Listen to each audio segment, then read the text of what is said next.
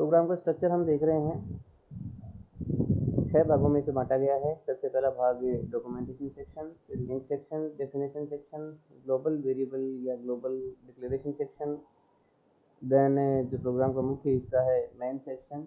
उसके बाद में जितने भी आप और सब प्रोग्राम्स जो लिख रहे हैं, जो सब फंक्शन या यूजर डिफाइंड फंक्शन आप बना रहे हैं, उनके लिए सेक्शन होता है। इनके बारे में हमने पिछली क्लास में डिस्कस किया था। जो हमने डिस्कस किया था पिछली क्लास में, उसमें डॉक्यूमेंटेशन के अंदर हमने देखा था कि 2 तरह के कमेंट हम इंसर्ट कर सकते हैं, सिंगल लाइन कमेंट और multi line comment. Single line comment एक ही लाइन को कमेंट लाइन बनाने के लिए, और एक से ज़्यादा लाइन को कमेंट बनाने के लिए हम मल्टी लाइन कमेंट का यूज़ करते हैं, जिनके अंदर जो सिंबल्स यूज़ किए जाते हैं वो आप स्क्रीन के ऊपर हैं, आप उनको आसानी से देख सकते हैं। उसके बाद में लिंक सेक्शन में हमने देखा था कि हैश इंक्लूड, और दूसरा देखा था हैश डिफाइन अपन ने, जो प्री प्रोसेस्ड डायरेक्टिव्स हैं इनके बारे में स्टडी किया था। इंक्लूड हेडर फाइल को प्रोग्राम के अंदर शामिल करने का काम आएगा, और जो हैश डिफाइन है वो किसी भी सिंबॉलिक कांस्टेंट को डिक्लेयर करने का काम आता है, जहाँ पे यहाँ सिंबॉलिक कांस्टेंट पी डिक्लेयर किया गया है 3.14। मीन्स पी एक कांस्टेंट है इस प्रोग्राम के अंदर जहाँ ये डिक्लेयर किया गया है, और इसकी वैल्यू है 3.14। इसका सिंटेक्स ऐसा ही रहने वाला है, पी आई इक्वल टू 3.14 इसको नहीं लिखते हम, तो hash define P I blank space 3.14, ये इसका डिक्लेरेशन का तरीका रहेगा। उसके बाद में था ग्लोबल डिक्लेरेशन सेक्शन। इसके अंदर हम ग्लोबल वेरिएबल्स को डिक्लेयर करते हैं, ऐसे वेरिएबल्स जो एक से ज़्यादा फंक्शन के अंदर या पूरे प्रोग्राम के अंदर किसी भी फंक्शन में काम में लिए जा सकते हैं। ऐसे वेरिएबल्स को हम ग्लोबल वेरिएबल बोलते हैं, और हर एक फंक्शन उनके ऊपर एक्सेस रखता है, इनको चेंज करने की कैपेबिलिटी रखता है। इसकी डिक्लेरेशन जो है हम जनरली फंक्शन से बाहर कर देते हैं, क्योंकि हर फंक्शन में से यूज़ होना है। किसी भी फंक्शन से इसकी बाहर हम डिक्लेरेशन करते हैं, तो प्रोग्राम के स्टार्ट होने पे हम इसकी डिक्लेरेशन कर देते हैं। जैसे डिक्लेयर किया हमने इंट ए इक्वल टू 5, ए का मान 5 हमने डिक्लेयर किया है। हालांकि ए का मान 5 हमने एक इनिशियल वैल्यू दी है इसको, ये वैल्यू किसी भी फंक्शन के द्वारा कभी भी चेंज की जा सकती है, और एक बार किसी ने चेंज कर दी तो ये ए इक्वल टू 5 वापस नहीं होगा, इसकी जगह पर नई वैल्यू आ जाएगी जो फंक्शन ने नए रूप से डाली है इसमें। उसके बाद में सबसे इम्पोर्टेंट सेक्शन आता है main section. Main section program का मुख्य हिस्सा होता है। कंपाइलर जो होता है वो सबसे पहले इसी सेक्शन को सर्च करता है, तो पूरे प्रोग्राम के दौरान जैसे ही उसको ये सेक्शन मिल जाता है, यहाँ से वो अपनी एग्जीक्यूशन को स्टार्ट करता है। यानी किसी भी प्रोग्राम के अंदर मेन फंक्शन का होना बहुत ज़रूरी है। यदि मेन फंक्शन आपने नहीं लिखा है तो प्रोग्राम नहीं चलेगा, एक बार लिखा है चलेगा, एक से ज़्यादा बार लिखा है तो भी प्रोग्राम ये समझ नहीं पाएगा कि कौन सा मेन फंक्शन को उसे मेन मानना है। तो वंस एंड ओनली वंस, सिर्फ एक बार और सिर्फ एक बार, एक और सिर्फ एक बार ही इसे हमें लिखना है।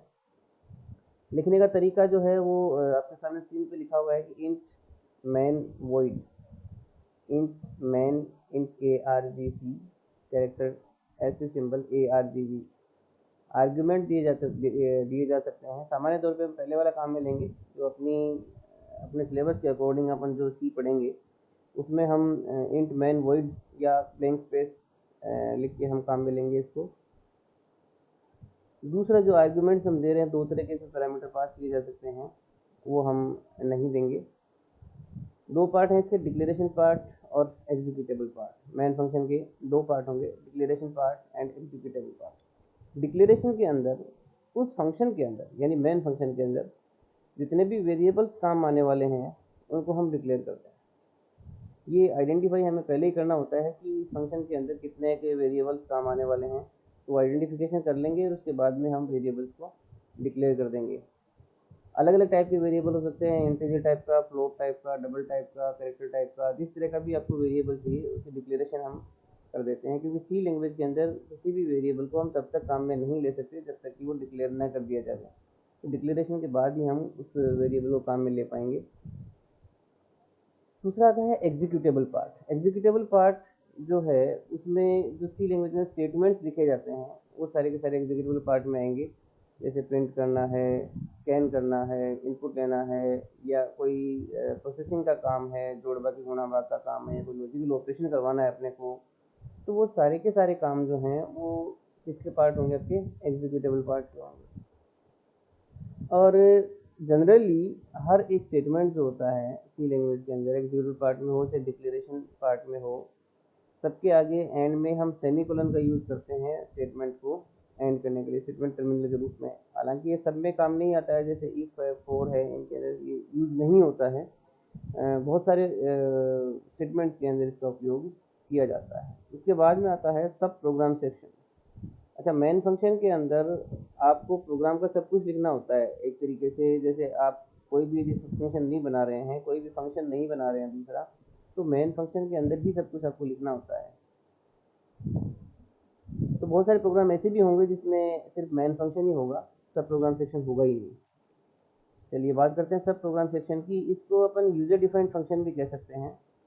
यूजर डिफाइंड फंक्शन ऐसे फंक्शन होते हैं जो यूज़र अपनी सुविधा के हिसाब से या यूज़र अपनी रिक्वायरमेंट के हिसाब से उनको बनाता है, उनके अंदर इनपुट पास करता है, उनसे रिजल्ट लेता है, वो सब प्रोग्राम सेक्शन में लिखे जाते हैं। आगे हम इनको डिटेल में पढ़ेंगे आगे के चैप्टर्स के अंदर। जैसे एडिशन करवाने के लिए हम मेन फंक्शन के अंदर नहीं लिखना चाह रहे, हम उसको अलग से कोई छोटा सा प्रोग्राम बनाना चाह रहे हैं, तो उसको फंक्शन के रूप में लिखा जा सकता है। डिटेल में इसको आगे पढ़ेंगे। सब प्रोग्राम सेक्शन में भी अंदर स्टेटमेंट लिखने का तरीका वही रहेगा, डिक्लेरेशन पार्ट और एग्जीक्यूटेबल पार्ट। डिक्लेरेशन पार्ट जैसे मैन में लिखा था उसी तरीके से डिक्लेरेशन इसके अंदर भी होगा। एग्जीक्यूटेबल पार्ट जो मैन में लिखा था उसी तरीके का इसमें भी होगा। फ़र्क सिर्फ ये होगा कि मैन का जो मजला कोष्ठक है जैसे ही बंद हो जाता है मैन ख़त्म, सब प्रोग्राम का मजला कोष्ठक शुरू के वो मजला कोष्ठक ख़त्म होता है तो सब प्रोग्राम ख़त्म। यानी अपने अपने ब्लॉक्स होते हैं, उन्हीं के अंदर जो वेरिएबल आपने डिक्लेयर किए हैं उन्हीं के अंदर ही काम करेंगे जो लोकल वेरिएबल हैं। जैसे यहाँ पे एक एग्जांपल दिया हुआ है, हैश इंक्लूड stdio.h।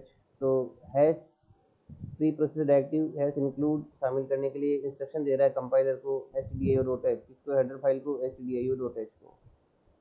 stdio.h का मतलब स्टैंडर्ड इनपुट आउटपुट .h इस फाइल का एक्सटेंशन है, हेडर फाइल का एक्सटेंशन .h के रूप में लिखा है हमने। देन वॉइड मैन, और वॉइड मैन के बाद में जो मजला कोष्ठक शुरू हो रहा है इसको बोल रहे हैं स्टार्ट ऑफ द प्रोग्राम। यहाँ से प्रोग्राम चालू होने वाला है, ये आपका पहला प्रोग्राम है जो आप लिख रहे हैं, हेलो प्रोग्राम जिसे हम बोलते हैं। फिर यहाँ लिखा है प्रिंटिंग स्टार्ट, यानी यहाँ से प्रिंटिंग शुरू होगी। जो प्रिंट स्टेटमेंट लिखा हुआ है ये वाला, इसके अंदर डबल कोट के अंदर लिखा हुआ है हेलो सी और सेमीकोलन के साथ इसको बंद किया गया। ये सब सिंटेक्स है।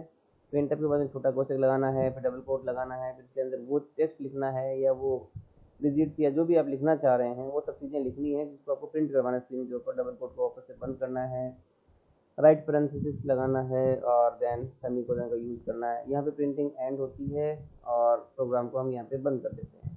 इस प्रोग्राम को हम जब चलाएंगे तो हेलो जो सी है वो प्रिंट हो जाएगा, स्क्रीन के ऊपर ब्लैक स्क्रीन आएगी, उसके ऊपर हेलो सी लिखा हुआ प्रिंट होएगा। बात करते हैं हेडर फाइल की।